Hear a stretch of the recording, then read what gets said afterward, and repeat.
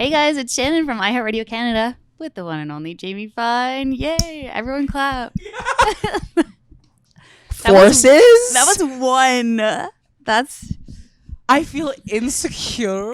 that's a weak start to the interview. You don't have to point it out, Shannon. We Okay, know they sorry. don't like me. The people don't like me. I feel like I see you twice a year. Yeah. Pride and then the holidays.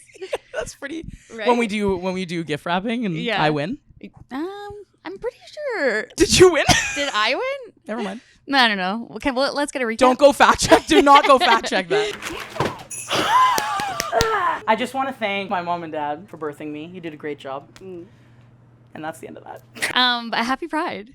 It's a big month for a big month. It is a big month. The air changes when It really Pride does. happens. I feel like I have like a new confidence. Yeah, freaking right, because it's our month, baby. Everyone take kick Our rocks. month. Exactly. How does it feel? Yeah, Pride Month in general. I think it's always exciting. You know what I mean? Like we're in LA for like Pride Month as well, and it's kind of a whole other scene there. And I'm kind of getting like to experience that. Obviously, I've experienced Pride in Toronto. I've experienced Pride in Ottawa. I think just like there truly is something in the air, and people walk around with a little more confidence, and like I get to threaten people online to listen to my music, or else they're homophobic. So That's always fun. right? And a lot of music to yell at people about because your album is out. That's so exciting. I'm very excited. It's a different project for me for sure. What do you mean by that?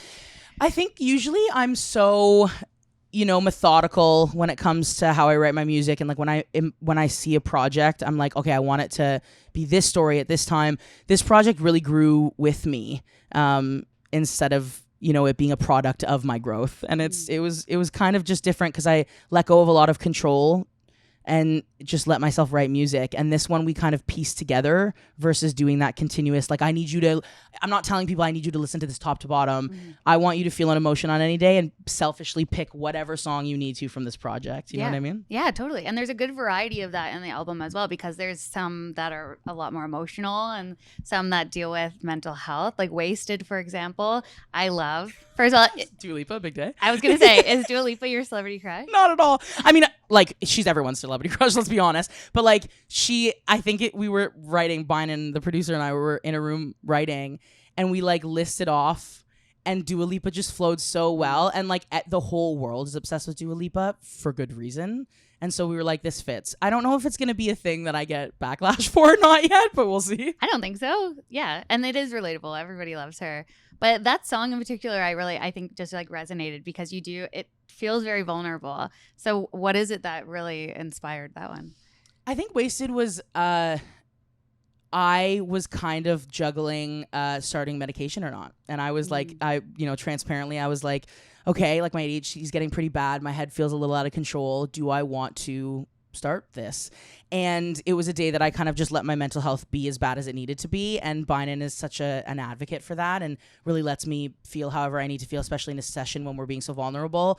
And then I was like, I don't take myself that seriously. And my mental health I take seriously in terms of advocating for it, but I need to not take it that seriously in order to survive it, I feel often. And so I wrote this like fun, hilarious song about it, but it's serious. And it's, the tagline in it is like, today ain't okay, tomorrow I'll be great. Hope tomorrow I'll be great. And that's how I pretty much live every day of my life. You know what I mean? No, I get that. I think that's really relatable as well. That's so great. Also the song You're Like, we've been playing on Virgin Radio. I probably hear it like multiple times a day. Sorry. No, it's like a little hello from a friend, I'm like, hey guys, it's Jamie. Can you talk about that song as well and what inspired that? Yeah, it was the first song that it was actually the first song that we knew was going to be on the EP for me, other than like, If Anything's Left and Bulletproof, the ones that are already out. I wanted to write this like light, funny song that like just kind of made you get reminded of a better time, you know what I mean? Or like an easier time for me personally. And so like that like pop punk phase that like everyone's like, and I loved that. And so I wanted to write a song to kind of be part of that genre of music for a second and see how it fit. And we love performing it. It's obviously about Vic. Every freaking song is about Vic. God bless her. Shout out, Vic. Yeah, love you. But it's like this love song that like everyone can shout, everyone can relate to. It doesn't have to be about a partner. It could be about anybody, Yeah. And I really enjoyed writing it, and I'm proud to perform it every time we do. Yeah, I love seeing your videos online because you'll just be like singing in an airport, but then it turned into like singing in a pool, singing in a cockpit of a plane. How did that? Should not have been allowed, but God bless them. It was like so high quality too. I was like, this looks like it's a music video shoot, but also you think that it's just thrown together. So it was thrown together. It was panic. It was chaos, Shannon. We literally like hopped, like, so we emailed them. We were on our way to South Africa. Okay. And the people that brought us over emailed the airline and was like, hey, we have this singer coming over. And I've never felt more like Beyonce in my life. And they came and got our whole team. And we like, everyone was like in line trying to get on the plane, right? And they were so pissed. Like they were like, who does this person think they are? And it was in Toronto at the airport. So we hop on the plane, we go to the cockpit. The captains were so excited to be in the video. Like they were like, anything you want us to do, like let us know. And I was like, okay, there's not much, but just stand there and do things. We filmed it all in like 15 minutes, but we filmed 2 videos and we had to do like 3 takes of each. So it was chaos. Everyone hated us. And I'm pretty sure we delayed that plane by at least 15 minutes. Sorry. Canceled. The pilot was ripping through the sky, to be honest. He was ripping. Really? So I think we made up time. Yeah, true. South Africa, too, we have to talk about. That's, speaking of Beyonce, you've said that you are a Beyonce over there. They think I am. Yeah, so it's great. You are. What beautiful. What do you think it is about South Africa that just like attaches themselves to your music? Because all your comments too are just like flooded. It's everyone asks the same question. Yeah. I honestly don't know. I think that it's something you have to experience when you go there. I connect really well with them on like a personal level as well. I think that South Africans really love Canadians. Neon Dreams, is huge over there, and there's I think a bunch of artists that are kind of latching themselves. They're latching themselves onto Canadian artists. I think it's just a similar vibe that we give off. We're all very kind people for the most part. If you're not, you know who you are. And I think South Africa is just like one of those places that they're happy.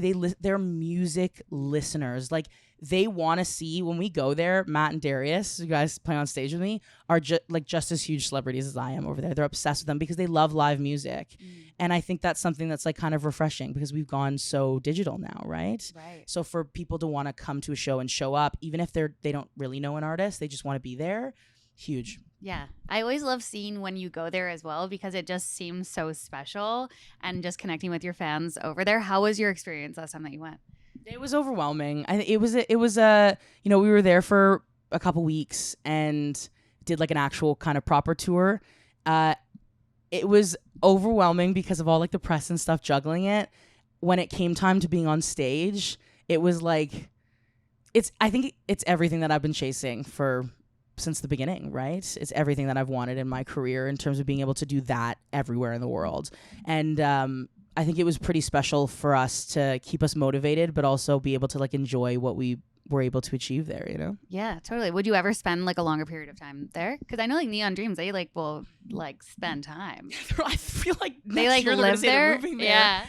I think that it's one of those things that I want to make sure that it will be a huge part of my career. It's going to be a huge part of our journey. We started transparently looking at property there in Cape Town. I think it's one of those places that like we would spend time there, but I want to make sure that I'm like catering to other markets, right? And I don't want to, I think that South Africa I'm so thankful for because they were this catalyst for other countries coming on. Nice. But I want to be able to like be even with everybody. Yeah. But yes, we started looking at beachfront properties in Cape Town. That's insane. But yeah, we need you here in Canada too. So exactly. I love being here. Don't leave us. Yeah. And you still have your place in Ottawa. Yeah. I will never leave Ottawa. Yeah, you love Ottawa. Biggest when people say it like that, people are like, yeah, you love it. Ottawa. Wait, didn't they just hire like a hype man for Ottawa? Did you see that? I don't really want to talk about it. Okay. I was going to say they should have just like gotten on me. I don't have time. But yeah, they did hire like a hype mayor, I think is what they're calling it. Just, I don't know if it's embarrassing or cool. I can't tell you. I like it. It makes me want to go check out. We gotta spend a night in Ottawa. Take you out on the town. We'll go visit Trudeau here. Yeah. I don't know what to tell you. If we were to spend 24 hours in Ottawa, what would be on the itinerary? That is such a good question. I feel like I would take you to eat at Fratelli, first of all, do you like Italian food? Yes. I was going to say I should probably ask you, not tell you what you're eating. That was crazy. We're going to go eat some Italian food. And then I would probably take you to like, what's a fun bar in Ottawa? None. No, I would take you to like fun places that are like they've been there since like the 60s. Cool. You know what I mean? Like there's a couple Byward Market. I'm taking you to Byward Market. Perfect. Sponsored by Ottawa. And then we could just hang out at your house because you have all the culinary skills. Sure, I love that, and you can cuddle Jasper. Ah, perfect. And we can just talk about all the things. Honestly, this sounds like a perfect day. Yeah, our next interview is we're gonna hit the road. We're gonna go to documentary. Ottawa. It's Yeah, a day in the life. I'm done. Let's do this. Amazing. A day in the life of Shannon and Jamie. Just because you are obviously a music expert, but you are also a culinary expert, and it's Pride Month. I want your advice on this. For anyone out there that's looking to cook their first meal for a date, what is a good, easy go-to meal that somebody can make? Are there votes for best interviewer? Oh my goodness, stop. Get out of here. That's an incredible question. Something that you want to make. I would say I always go, I don't know why I always do this, but I always go for seared duck or seared salmon because you can't mess it up. Like you truly cannot. And like I think making a puree is one of the most impressive things. Like when you serve somebody a puree, fancy. You're French. And so I feel like a nice like butternut squash cauliflower puree with a piece of seared duck, a teriyaki drizzle, maybe some broccolini. You found your soulmate. There it is. I love it. Jamie, always a pleasure. I freaking love you. Every time you're here. I love you too. Thanks for being here. Oh, thanks for having me. The best. Thanks.